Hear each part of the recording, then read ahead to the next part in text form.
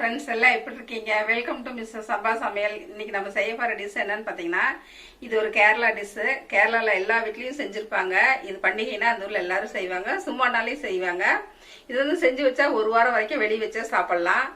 குழந்தைங்கல இருந்து பெரியவங்க வரைக்கும் எல்லாம் விரும்பி சாப்பிடுவாங்க. அந்த டிஷ்க்கு பேர் வந்து உன்னியப்பம். அது வந்து நாம எப்படி செய்யலாம்னு பார்க்கலாம். அதுக்கு தேவையான பொருள் என்னன்னு பார்க்கலாம். வீடியோக்குள்ள போலாம் வாங்க. நீங்கள் இன்னும் நம்ம சேனலை சப்ஸ்கிரைப் பண்ணலைன்னா சப்ஸ்கிரைப் பண்ணிக்கோங்க. அப்படியே பக்கத்தில் இருக்க பெல் பட்டனை ப்ரெஸ் பண்ணிக்கிட்டிங்கன்னா நாங்கள் போடுற வீடியோ உங்களுக்கு உடனுக்குடன் நோட்டிஃபிகேஷனாக வரும். பச்சரிசி 1/2 கிலோ எடுத்து ஒரு 2 மணி நேரம் நல்லா ஊற வச்சுருக்கேன். இது மாவரிசியை வாங்கிக்கிங்க கடையில் கேட்டு. சாப்பாட்டு அரிசி பச்சரிசி வாங்க வேண்டாம். நல்லா ஊற வச்சு கழிஞ்சு தண்ணி இல்லாமல் எடுத்து ஆட்டும்போது வெறும் நல்ல வரமாவாக எடுத்து அரிசி ஆட்டணும். நம்ம இவ்வளோ தண்ணியெலாம் ஊற்றக்கூடாது. நம்ம காட்டுறதுக்காக ஊற வச்சதை காட்டுறவங்களுக்கு. ஆட்டும்போது வெறும் அரிசி மட்டும் எடுத்து போட்டு ஆட்டணும். இந்த அரிசி ஆட்டும்போது தண்ணிக்கு பதிலாக இந்த வெள்ளத்தை வந்து ஊற வச்சிருக்கேன். இதை நல்லா கரைச்சி இந்த தண்ணி ஊற்றி தான் நம்ம ஆட்டணும். 1/2 கிலோ அரிசிக்கு 300 கிராம் வெல்லம் எடுத்திருக்கேன். சரியா இருக்கும். ஆட்டிட்டு கடைசியாக இந்த 2 வாழைப்பழத்தை கட் பண்ணி போட்டு ஆட்டி எடுத்துடலாம். வாசத்துக்கு ஒரு 4 ஏலக்காய் எடுத்திருக்கேன். ஒரு 2 ஸ்பூன் எள்ளு எடுத்திருக்கோம். ஒரு 1/2 மூடி தேங்காய் சின்ன சின்ன பல்ல அப்படி கட் பண்ணி வச்சுக்கணும்.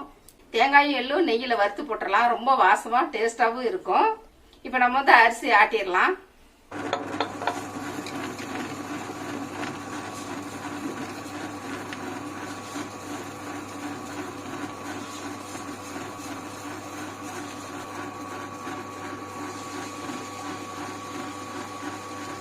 மாவு வந்து 3/4 பதம் ஆட்டியாச்சு. இன்னும் கொஞ்சம் நேரம் ஆட்டணும். அப்போ பார்த்தீங்கன்னா வாழைப்பழத்தை கட் பண்ணி போட்டு ஆட்டி மஞ்சளை தோண்டிடலாம். இந்த மாவுக்கு வந்து ஒரு வாழைப்பழம் போதும். சின்ன சின்னதாக கட் பண்ணி போட்டோம்னா சீக்கிரம் ஆட்டிடும்.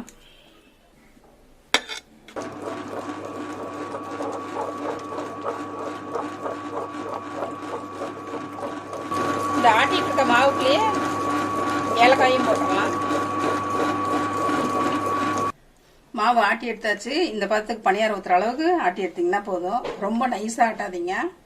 நெய்யில் அந்த தேங்காயும் எல்லையும் வறுத்து எடுத்துக்கலாம். கடாய் சூடாயிடுச்சு. இப்போ நம்ம தேங்காய் வறுக்கிறதுக்கு ஒரு 2 ஸ்பூன் நெய் ஊற்றினா போதும். மறுபடியும் நம்ம பணியாரம் வந்து நெய்யில் தான் ஊற்ற போகிறோம். பொடியாக கட் பண்ணி வச்ச தேங்காயை வறுத்துடலாம்.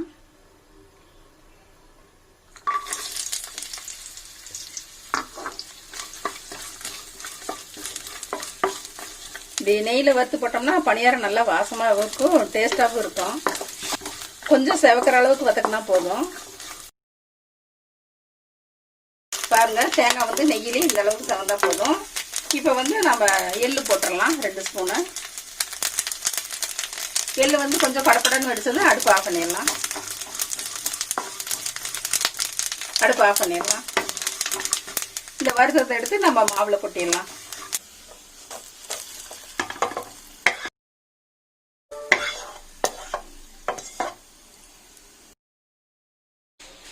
லைட்டாக உப்பு போட்டுக்குங்க, 1/4 ஸ்பூனு. அப்போ தான் இனிப்பு கொஞ்சம் தூக்கலாக தெரியும். உப்பு போட்டதுக்கப்புறம் ஒரு 1/4 ஸ்பூன் சமையல் சோடா உப்பு போட்டுக்குங்க.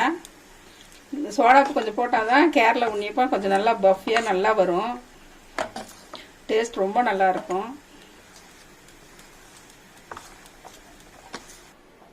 நம்ம செய்ய போகிற கேரளா உன்னியப்பம் மாவு ரெடியாக இருக்குது. இப்போ 1/2 மணி நேரம் ஆட்டி ஊற வச்சிட்டோம். இது 1 மணி நேரம் ஊறினாலும் இன்னும் நல்லா பஞ்சாட்டம் வரும். இப்போ பணியாரம் ஊற்றிடலாம். சின்ன ஸ்பூனில் 1 ஸ்பூன் ஊற்றினா போதும். இது தேங்காய் எண்ணெயிலையும் சுடலாம், நல்லா இருக்கும். நெய் ஊற்றினா ரொம்ப வாசமாக டேஸ்ட்டாக இருக்கும். அதனால் இப்போ நெய்யில் சுடலாம். இன்றைக்கி கேரளா உன்னியப்போ அவ்வளோ டேஸ்ட்டாக இருக்கும்.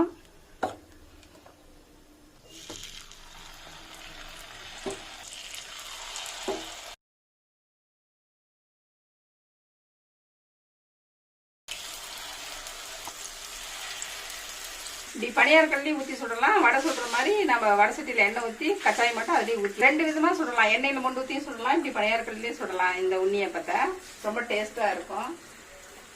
ஒரு பக்கம் வந்துருச்சு, கிள்ளி போட்டுடலாம்.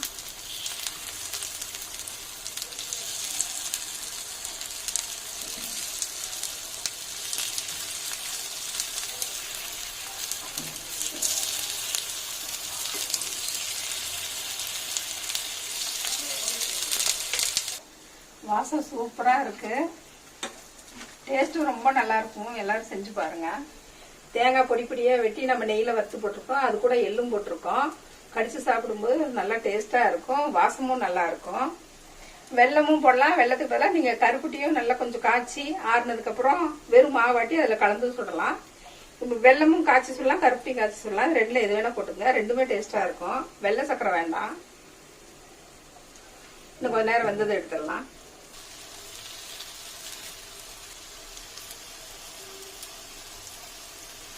ரெண்டு பக்கம் சிவக்க வந்துருச்சு. இப்போ எடுத்துடலாம்.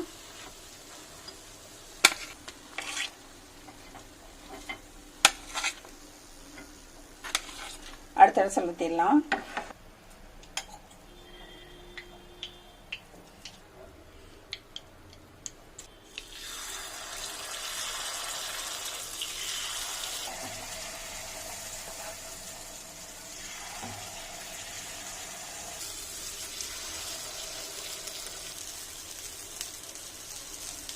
அடுத்த அரிசியில் ரெண்டு பக்கம் வெந்துச்சு. இப்போ எடுத்துடலாம். நம்ம வெல்லம் போட்டிருக்கனால இந்த கலர் தான் வரும், செவந்த கலர்ல. தீஞ்சு போச்சுன்னு நினச்சிக்காதீங்க.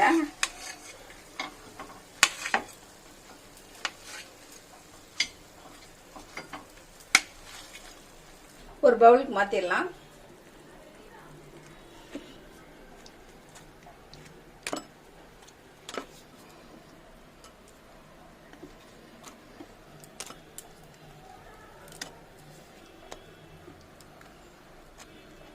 நம்ம செஞ்ச கேரளா உண்ணி இப்போ ரெடி ஆயிடுச்சு. அது எப்படி வந்திருக்குன்னு உங்களுக்கு புட்டு காட்டுறேன் பாருங்க.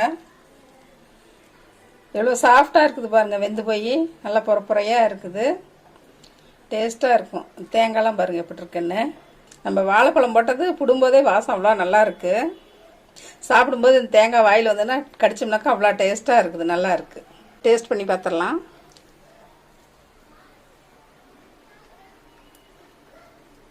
சூப்பர். இது ஒரு வாரம் வச்சதுனால கெட்டு போகாது. நல்லா இருக்கும். நம்ம வெல்லம் போட்டுக்கனால கெட்டு போகாது. செஞ்சு வச்சுக்கலாம் ஒரு வாரத்துக்கு. ஒரு அரைப்படி ஆட்டினீங்கன்னாவே நிறைய பணியாரம் வரும். இதே நம்ம வடை சட்டியில் ஊற்றினோம்னா அதிரசம் மாதிரி இருக்கும். இப்படி பணியாரக்கல்ல ஊற்றவும் ரொம்ப டேஸ்ட்டாக இருக்குது. பிள்ளைங்களுக்கு இப்படி ஒன்றா எடுத்து கொடுக்க நல்லா இருக்கும். இந்த ரெசிபி பிடிச்சதுன்னா மிஸ் சம்பா சமையலுக்கு சப்ஸ்கிரைப் பண்ணுங்கள். மறக்காமல் பெல் பட்டனை கிளிக் பண்ணுங்கள். தேங்க்யூ.